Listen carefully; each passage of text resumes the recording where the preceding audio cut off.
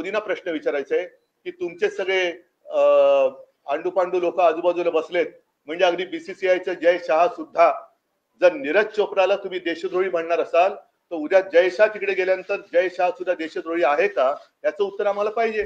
आज एका उद्विग्न भावनेतून आणि विषण्ण मनाने मी आपल्याशी बोलतो आहे.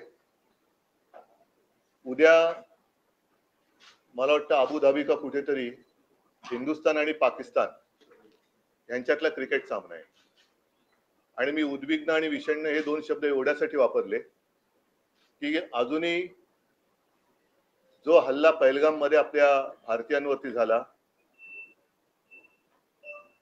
त्याच्यामध्ये ज्या पर्यटकांची हत्या केली गेली, त्यांचं रक्त चुकलेलं नाही, घाव भरलेले नाहीत. त्याच्यानंतर आपल्याला सर्वांनाच असं वाटलं होतं, म्हणजे आपल्या भारतीयांना, हिंदुस्थानी सगळ्या नागरिकांना, देशप्रेमींना, की आपण आता पाकिस्तानला जागेवर ठेवणार नाही, पाकिस्तानचे 2, 3, 4 तुकडे करून टाकू. त्या दृष्टीने एक चढाई पण केली गेली, जवळपास युद्ध केलं गेलं आणि त्याला नाव ठेवण्यात आलं होतं ऑपरेशन सिंदूर. मधल्या काळामध्ये आपल्या संरक्षण मंत्र्यांनी सांगितले की अभी भी ऑपरेशन सिंदूर रुका नहीं है. एकूणच ते जे काय वातावरण होतं, हे वातावरण आपल्याला काही नवीन नाहीये. कारण थोड्या थोड्या दिवसांनी म्हणा, काही वर्षांनी म्हणा, पाकिस्तान आपल्या देशावरती आतंकवादी हल्ले करतं. त्यावेळेला आपण सगळे उठून जागे होतो, सरकार पण चवताळल्यासारखं उठतं, आपले सैनिक शौर्य गाजवतात.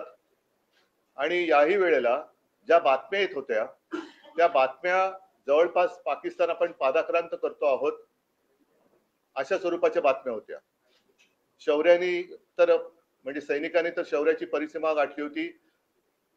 अचानक काय झालं, कुठून कळ फिरली, काय सांगता येत नाही. ट्रम्प म्हणतायत की त्यांनी युद्ध थांबवलं, व्यापारासाठी युद्ध थांबवलं.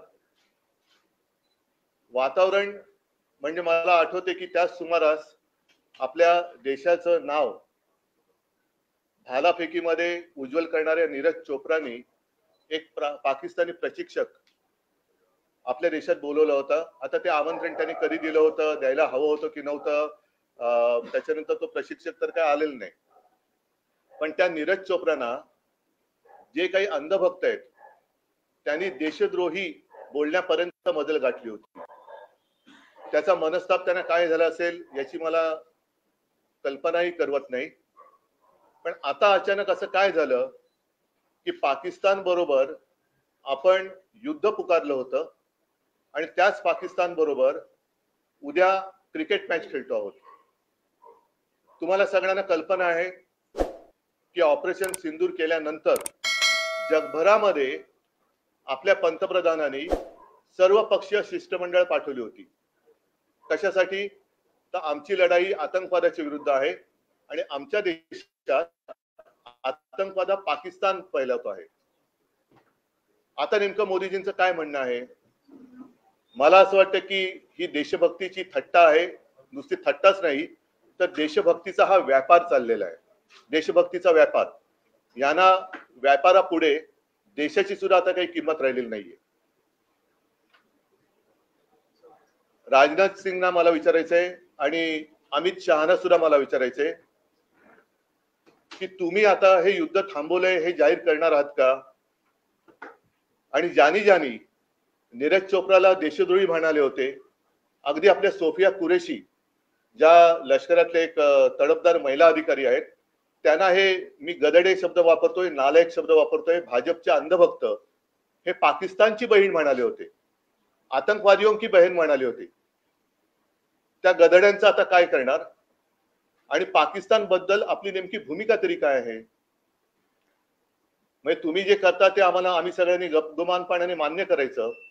तुम्ही जेव्हा म्हणाल त्यावेळेला पाकिस्तान मुर्दाबाद म्हणायचं, तुम्ही जेव्हा म्हणाल तेव्हा पाकिस्तानला तुम्ही मिठ्या मारायच्या. म्हणजे जवान तिकडे लढणार, जवान तिकडे शहीद होणार, आपले नागरिक, भारतीय नागरिक, अगदी हो मी असं म्हणेन की तेव्हा त्यांना धर्म विचारून गोळ्या घातल्या गेल्या होत्या, हिंदू म्हणून गोळ्या घातल्या गेल्या होत्या. आणि हे जर सत्य आहे तर भाजपच्या लेखी, पंतप्रधानांच्या लेखी देशाची आणि हिंदुत्वाची काही किंमत आहे की नाही का हिंदुत्वापेक्षाही देशापेक्षाही त्यांना व्यापार मोठा वाटतोय, हे त्यांनी स्पष्ट केलं पाहिजे. आणि असं काही नाहीये की जे म्हणाले होते ना की खून और पाणी साथ में नहीं बह सकता, म्हणून मी म्हटलं की असं काही नाहीये की एखाद्या खेळावरती आपण बहिष्कार टाकला म्हणजे काही लगेच जागतिक संकट ओढवतंय, अजिबात नाहीये. यापूर्वी सुद्धा अशा घटना घडलेल्या आहेत. मी तर म्हणेन ही अजून एक मोठी संधी आहे, जे पंतप्रधानांना जगभरामध्ये शिष्टमंडळ पाठवून जमलेलं नाही, ते एका या सामन्यावरती बहिष्कार टाकून आपण जगाला दाखवू शकलो असतो की आतंकवादाच्या विरुद्ध आम्ही आहोत. आमच्या देशामध्ये पाकिस्तान हा दहशतवाद फैलावतो आहे, दहशतवादी घुसवतो आहे, आणि जोपर्यंत पाकिस्तान या कारवाई थांबवत नाही तोपर्यंत आम्ही पाणीच काय कोणतेही संबंध पाकिस्तान बरोबर ठेवणार नाही. आणि हीच भूमिका शिवसेना प्रमुखांची होती. मला आठवतंय मी स्वतः तेव्हा हजर होतो, जावेद मियादाद इकडे आले होते किंवा आला होता, त्याला तोंडावरती ठामपणाने बाळासाहेबांनी सांगितलं होतं, हिंदू हृदय सम्राटांनी सांगितलं होतं की हे सगळा फालतूपणा बंद कर, जोपर्यंत पाकिस्तान आमच्या देशाशी नीट वागत नाही तोपर्यंत क्रिकेट वगैरे मी माझ्या देशात होऊ देणार नाही.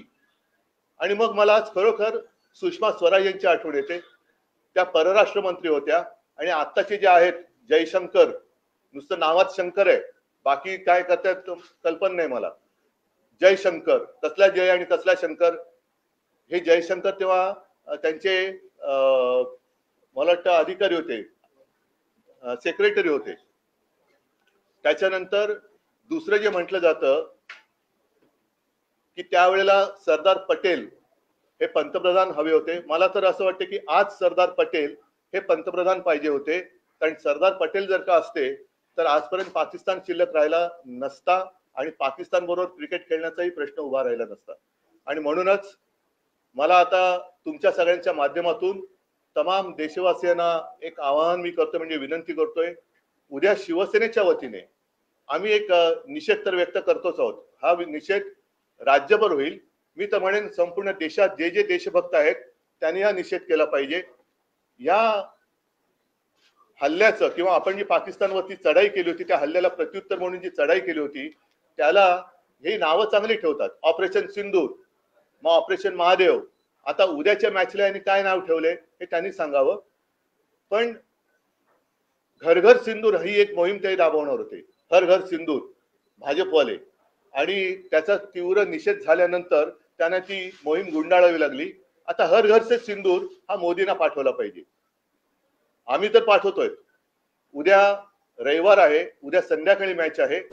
उद्या सकाळी साधारणतः 11च्या सुमारास राज्यभर शिवसेनेच्या महिला आघाडीतल्या सगळ्या कार्यकर्त्या या मोठ्या चौकात जमतील आणि एक मोठ्या डब्यात सगळ्या जणी सिंदुराच्या पुढ्या त्याच्यात टाकतील आणि हे सगळे डबे राज्यभरातून मोदींना त्यांच्या पंतप्रधान कार्यालयामध्ये नजीकच्या पोस्ट ऑफिस मधनं, कारण त्याच्यात खासगी कुरिअर नेते जात नाही, त्याच्यामुळे ते जे काही अधिकृत मार्ग असेल त्या अधिकृत मार्गाने पंतप्रधान मोदींना हर घर से सिंदूर आता उद्या आम्ही पाठवणार आहोत.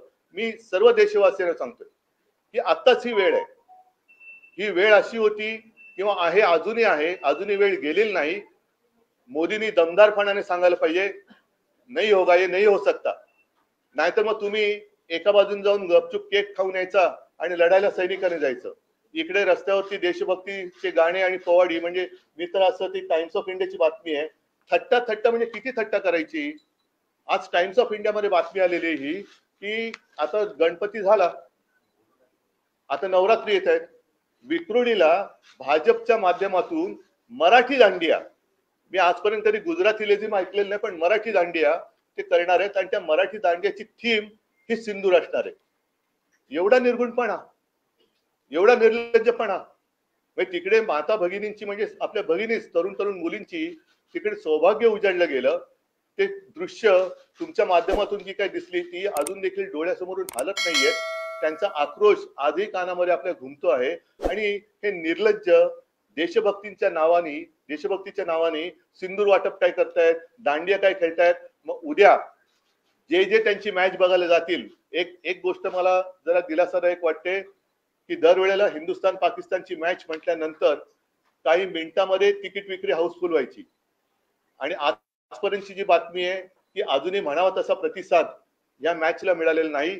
मग मला मोदींना प्रश्न विचारायचा आहे की तुमचे सगळे आंडू पांडू लोक आजूबाजूला बसलेत, म्हणजे अगदी बीसीसीआयचे जय शहा सुद्धा, जर नीरज चोप्राला तुम्ही देशद्रोही म्हणणार असाल तर उद्या जय शाह तिकडे गेल्यानंतर जय शाह सुद्धा देशद्रोही आहे का, याचं उत्तर आम्हाला पाहिजे. आणि जी लोक क्रिकेट मॅच बघायला जातील ते देशद्रोही आहेत का? उद्या जी लोक टीव्हीवरती मॅच बघतील ते देशद्रोही आहेत का? आणि यांना तर आता जाहिरातीची एवढीच चटक लागलेली आहे. मी भाजपला सांगेन की मग उद्या निर्लज्ज तर तुम्ही आहातच.